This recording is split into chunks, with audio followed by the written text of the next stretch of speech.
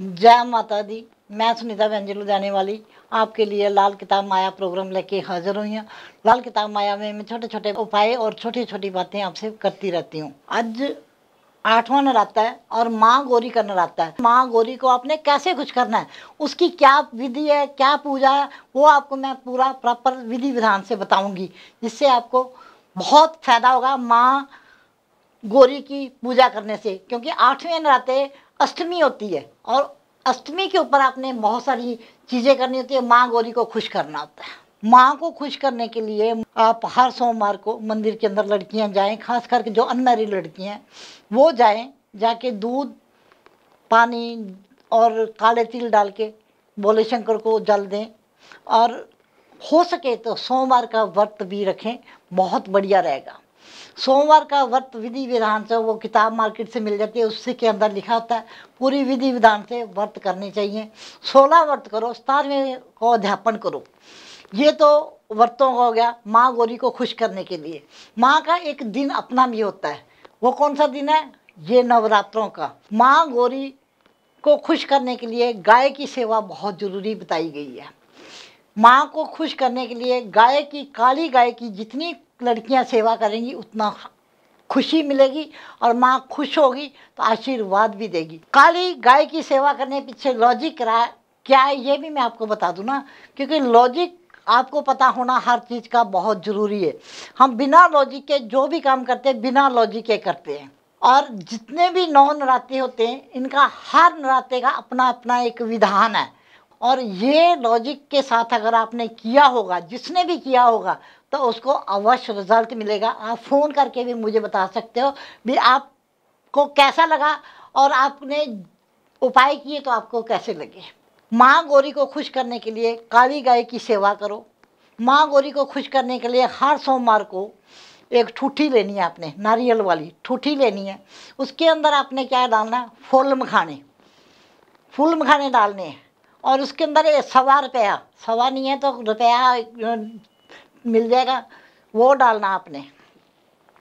उसके अंदर आपने फूल मखाने डालने हैं और 1 रुपया डालना ठूठी के अंदर।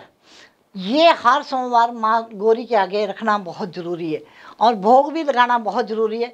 जो भी उस टाइम लड्डू मिल जाए, वैसे तो लड्डू का ही भोग लगता है, वो आपने या 11 रुपए का लेना है या 5 रुपए का लेना है या 7 रुपए का लेना है। ये अपने क्वांटिटी ऐसी रखनी है, क्वांटिटी अपनी मर्जी से बढ़ानी घटानी नहीं।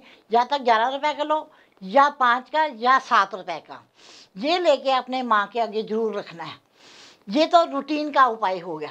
माँ गौरी को इसका अपना क्या बनता है और ये इसने आशीर्वाद कैसे देना है, यह आशीर्वाद भी तो हमने लेना है। हमने 9 नराते किए हैं, उसका आशीर्वाद तो हमें मिलना चाहिए ना। माँ गौरी से भी तो आशीर्वाद हमने लेना है ना। अगर माँ गौरी के आशीर्वाद करना है तो भोले शंकर को खुश करना पड़ेगा। भोले शंकर को खुश करना है तो उसकी काली गाय की सेवा करनी पड़ेगी। अगर जिसने भी भोले शंकर को खुश करना है ना, सिर्फ व्रत रखने से कुछ नहीं होता। भूखे पेट रह लिया पूरा दिन, कुछ नहीं खाया, ये तो अलग चीज़ है। मगर उसको, उसकी जो वस्तु होती है ना, जिसकी भी जो भी वस्तु होती है, उसके जैसे जीव जंतु, हर एक ग्रह का अपना एक जीव जंतु होता है, उसको भी साथ साथ में देना बहुत ज़रूरी होता है। जैसे कि हम कथा में भी पढ़ते हैं कि हम 3 भाग करते हैं, खाने के 3 भाग करते हैं। एक गाय को देते हैं, एक मंदिर में देते हैं, एक खुद खाते हैं।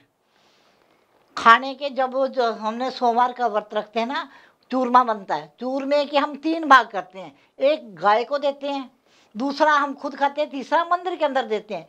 भोले शंकर की क्या चीज़ हुई? गाय। कौन सी गाय? ब्लैक वाली, काली वाली गाय। हम मंदिर में भी जाते हैं ना तो वहाँ भी नंदी उनकी वहाँ खड़ी होती है, बैल होता है कि नहीं, वो गाय भोले शंकर को बहुत प्रिय है। अगर आपने भोले को शंकर को खुश कर दिया तो माँ गौरी तो अपने आप खुश हो जाती है। माँ को खुश करने के लिए फूल उस दिन जरूर उनके गले में डालो।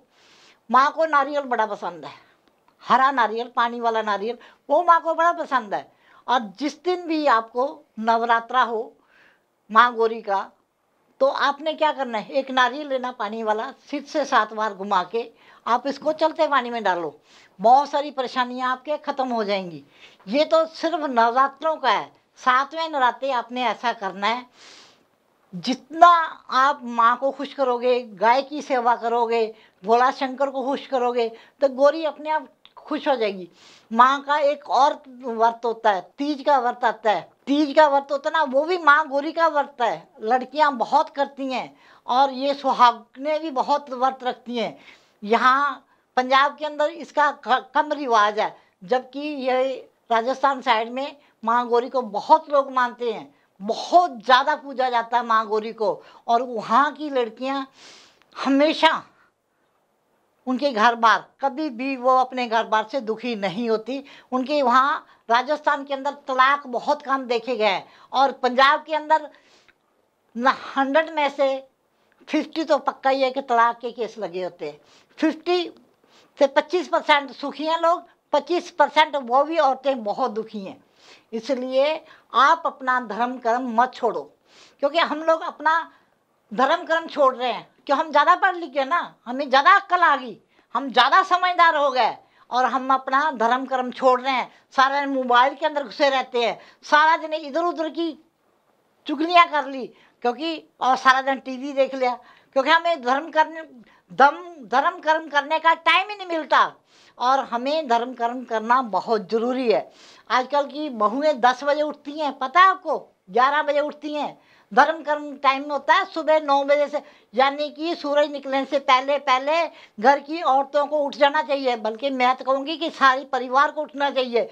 देर तक सोने से क्या होता है, हमारा सूरज डाउन हो जाता है, और इसीलिए हमारी हड्डियों के अंदर दर्दें रहती हैं। पता है आपको? नहीं पता। जितना लेट उठोगे आप, आपकी जोड़ों के अंदर हड्डियों, खास करके हड्डियों के अंदर दर्दें रहेंगी, और आपकी बच्चों की आई साइड वीक हो रही है, हर बंदे को ऐनक लग रही है। उसके पीछे लॉजिक जानना बहुत ज़रूरी है। वो आप जानते नहीं, वो जानने की आपके पास टाइम ही नहीं है। आप सारा दिन टीवी देखो, फोन सुनो, मगर आपके पास धर्म कर्म करने के लिए टाइम नहीं है। इसीलिए हम बहुत सारी बीमारियां हमें हो रही हैं। जब भी हम घरों के अंदर देखते हैं कितनी गंदी गंदी बीमारियां शुरू होगी, जबकि जो कि हमने कभी नाम भी नहीं सुना था, वो बीमारियां भी हमारे यहाँ शुरू हो गई हैं। और बोन टीवी कभी सुना था? हड्डियों की टीवी क्यों हो रही है? कि हम अपना सूरज डाउन कर रहे हैं। और सूरज डाउन करने के पीछे लॉजिक हमारा यही है कि हम प्रॉपर धूप नहीं ले रहे, सूरज उगने से पहले उठ नहीं रहे, और कोई भी धर्म कर्म नहीं कर रहे। आप किसी भी जात के अंदर है, कोई बिरादरी के अंदर है, पर हिंदू धर्म तो सबके लिए एक ही है ना। इंसान तो सब एक ही है ना। इंसान तो इंसान ही गिने जाएंगे ना। परमात्मा ने तो इंसान भेजे थे, और यहाँ आके पता नहीं क्या से क्या बन गया। हमारे अंदर धर्म की कमी हो रही है। हमें अपना धर्म को कायम रखना बहुत ज़रूरी है। और मैं ये भी कहूँगी, अगर कर सकते हो ना, गायत्री मंत्र किया करो, सिर्फ 5 मिनट। ज़रूरी नहीं कि ज़्यादा करो, सिर्फ 5 मिनट गायत्री मंत्र करो। और जिनका भी सूरज डाउन है, खराब है, सूरज ग्रहण लगा है आपकी कुंडली के अंदर, उन लोगों को मंदिर जो है पूर्व की साइड में नहीं बनाना। जिनकी भी कुंडलियों के अंदर सूरज ग्रहण लगा है, उनको अपना मंदिर पूर्व की साइड में नहीं बनाना। और जब ये बनाओगे, सूरज और राहु का मेल हुआ हुआ कुंडलियों के अंदर और ज़्यादा प्रभावित होगा, और ज़्यादा आपको परेशान करेगा। और 90% लोगों ने पूर्व दिशा के अंदर मंदिर बनाए होते हैं, पूर्व दिशा के अंदर भारी भारी मशीनें रखी होती हैं, पूर्व दिशा के अंदर गंदे पानी की निकासी बनाई होती है। तो कहाँ से फायदा होगा?